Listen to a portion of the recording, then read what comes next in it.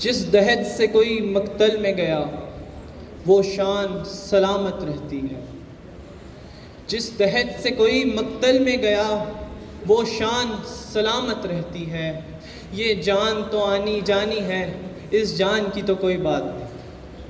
جناب صدر، معزز سامعین اور میرے ساتھیوں، السلام علیکم. 1947 سے لے کر آج تک پچھلے 78 برسوں میں بھارت یہ بات تسلیم کرنے کو تیار ہی نہیں کہ پاکستان ایک آزاد مملکت ہے. یہی وجہ ہے کہ کبھی کشمیر، کبھی پانی، کبھی در اندازی اور کبھی دہشت گردی کو بہانہ بنا کر ہم سے پنجہ آزمائی کی کوشش کر چکا ہے، مگر جناب صدر اس سرزمین کا ذرہ ذرہ شہادت دیتا ہے کہ ہر بار اس دشمن کو نہ صرف میدان میں بلکہ اخلاقی اور سفارتی محاذ پر بھی شکست ہوئی. اور آج کی تازہ لڑائی میں تو بیچارے ہندوستان کو پاک فوج نے سفید جھنڈے ہی لہرانے پر مجبور کر دیا. میں چپ تھا کہ برباد نہ ہو گلشن کا سکون. میں چپ تھا کہ برباد نہ ہو گلشن کا سکون. ناداں یہ سمجھ بیٹھے تھے کہ مجھ میں قوت للکار نہیں.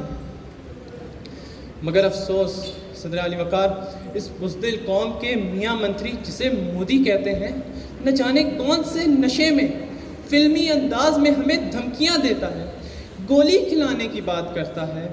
شاید یہ مودی کسی سکون کی گولی کی بات کر رہا ہے جو وہ افواج پاکستان کے خوف سے بچنے کے لیے رات کو کھا کر سوتا ہے. ارے طاقت کے نشے میں چور ہندوستانیوں، تم ہمیں دھمکیاں دیتے ہو. یہ میزائل، یہ توپیں، یہ ایٹم بم ہم نے کھیلنے کے لیے نہیں بنائے، یہ شبرات پر چلانے کے لیے نہیں. یہ سارا کا سارا اسلحہ تمہیں پر آزمانا ہے، تمہارا انچ انچ برباد کرنا ہے. ارے بے وقوفوں، اگر ہم تحمل کی زندگی چاہتے ہیں تو ہمیں نہ چھیڑو، خود بھی آرام کرو اور ہمیں بھی آرام سے رہنے دو. ہم امن چاہتے ہیں مگر ظلم کے خلاف. ہم امن چاہتے ہیں مگر ظلم کے خلاف. گر جنگ لازم ہے تو پھر جنگ ہی صحیح.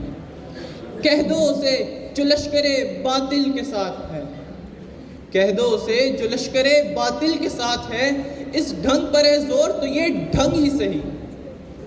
صدر علی وقار، جیسا کہ آپریشن بنیان المرصوص نے انہیں ایک بار پھر سوچنے پر مجبور کر دیا کہ یہ صرف ایک عسکری کارروائی نہیں بلکہ قوم کے اتحاد، افواج کی پیشہ ورانہ صلاحیت اور عوام کی قربانیوں کی تازہ ترین مثال ہے.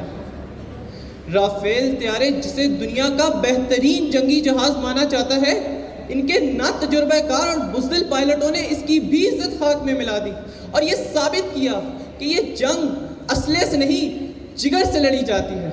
اور افواج پاکستان نے یہ ثابت کروایا کہ یہ دل جگر تمہارے پاس نہیں ہے.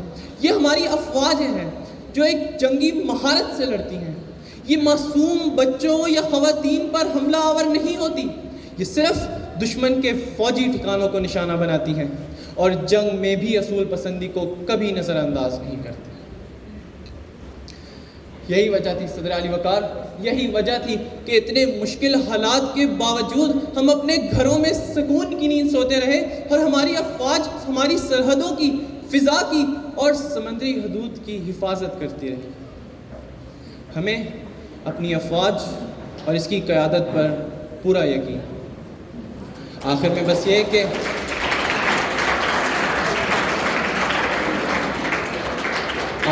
یہ کہ ہم وہ قوم ہیں